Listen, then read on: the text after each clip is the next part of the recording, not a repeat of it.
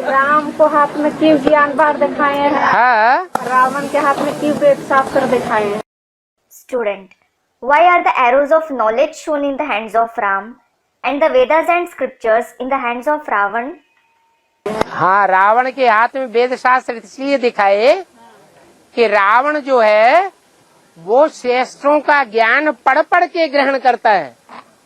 Baba, Vedas and scriptures have been shown in the hands of Ravan because he reads and acquires the knowledge of the scriptures.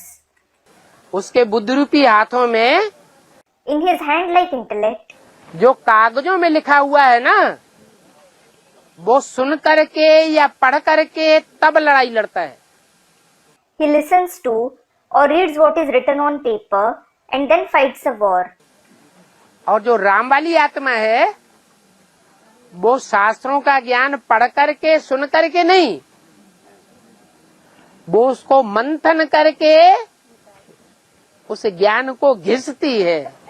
And the soul of Ram doesn't fight by reading or listening to the knowledge of the scriptures.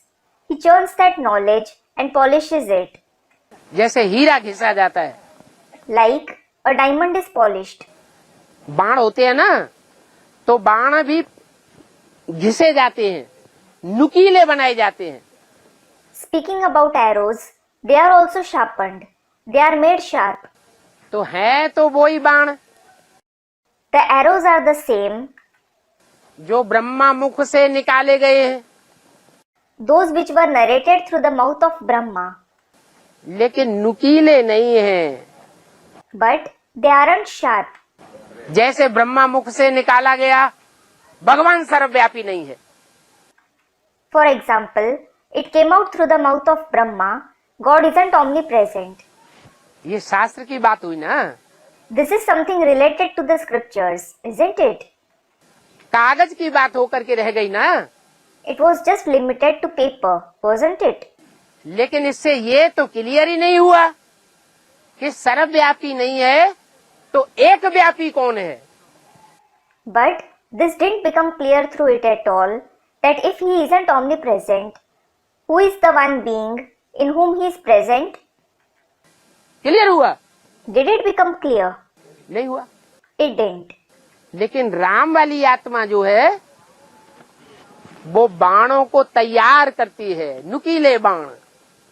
But the soul of Ram readies arrows, the sharp arrows. जो घाव कर देते हैं हृदय में। They wound the heart.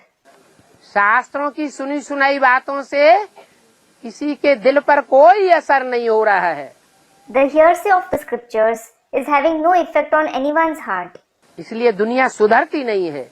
This is why the world doesn't reform. जो राम के बाण हैं वो ऐसा घाव कर देते हैं